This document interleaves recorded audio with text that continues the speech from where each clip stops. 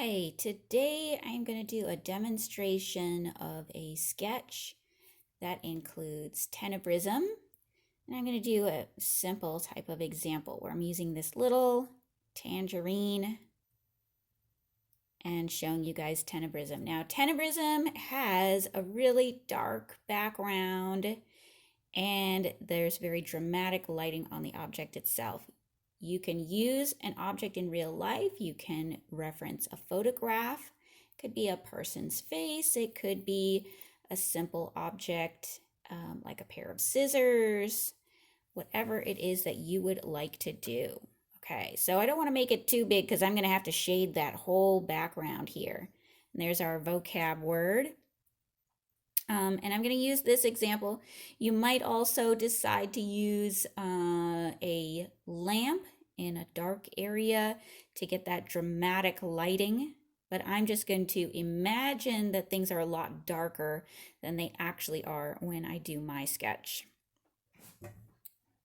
So I start off with the shape of my object.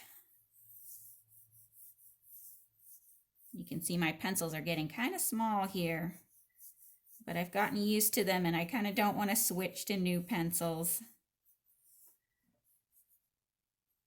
Okay, and when I'm sketching this, I'm at a little bit different angle than what you're seeing right there. So, you know, if you see me adding the light and shadow a little bit different looking than what you're seeing, that's why. Or if things are in a little bit different area. So here's my object, which is this tangerine. And I know that the background is going to be really dark. So what I'm going to start doing is darkening the background.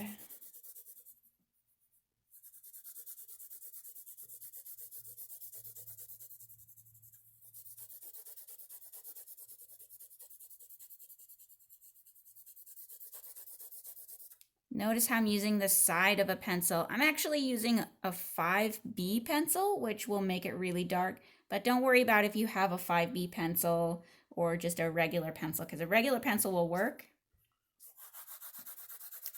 But this is a nice way to shade a large area more quickly, is to use the side of your pencil. Also, another tip, this is sketching related, is if you shade all in one direction instead of like all over the place, it looks more smooth and even. Now, if you're trying to get lots of different directions so that your brain kind of goes like, oh my goodness, something is, you know, happening, then yes, I would recommend that you shade in multiple directions. But if you want it to look more smooth, then this is a way to do it.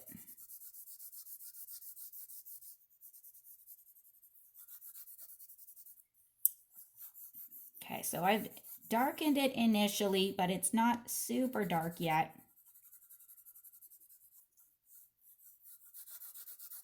I've got my dark background. Now, I need to decide where the light is on here. And just in case you're wondering, I'm using a B pencil. So I decide where the lightest part is. I know I've got a window this way, and the light is shining in kind of more on the top of this. And the shadow is more right on this side here. Okay, so I'm going to darken.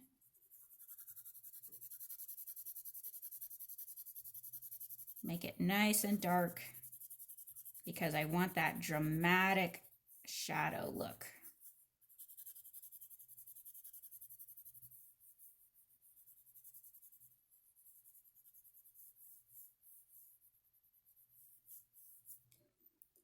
Okay, and I don't want to lose the edge of my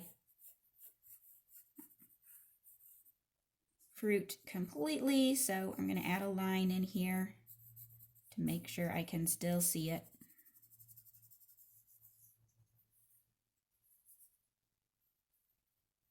That's the stem.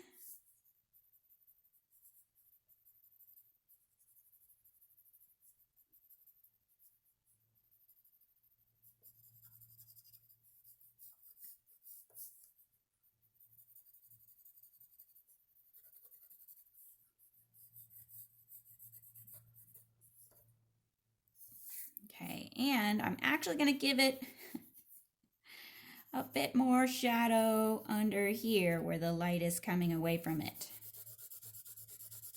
So depending on what direction your light is coming from, then your shadow, or if there's a shadow of an object sitting on a table like this, then the shadow would be on the other side. Now in the example of the fork that you probably saw, that one is not leaning on anything, so you don't have to have a shadow. That's like the super easy example.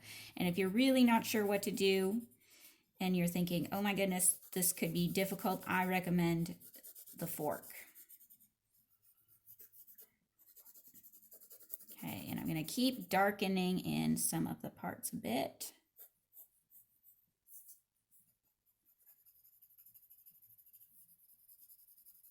So that the light part really stands out.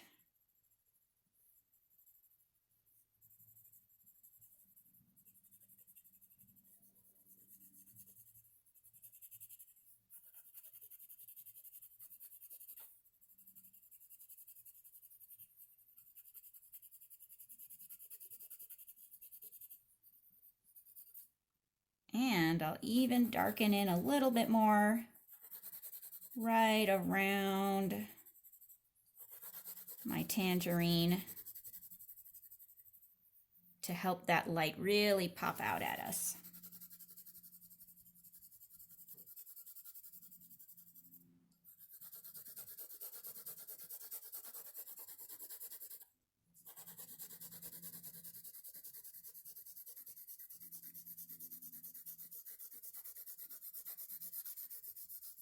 I know that the light is coming in through the window and, it's a sunny day outside, but still this makes it look more dramatic. I'll just leave a little bit of light that's bright.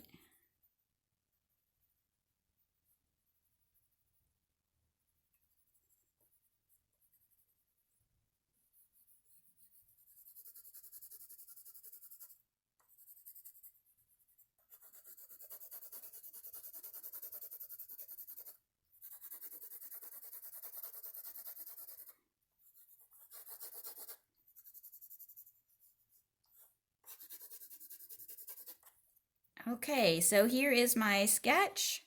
And if you're like me, you might get some pencil on your hand and you might have to clean that off later. Here it is, Tenebrism with our tangerine. Okay, so you can follow along with this, or you can choose something else that you like.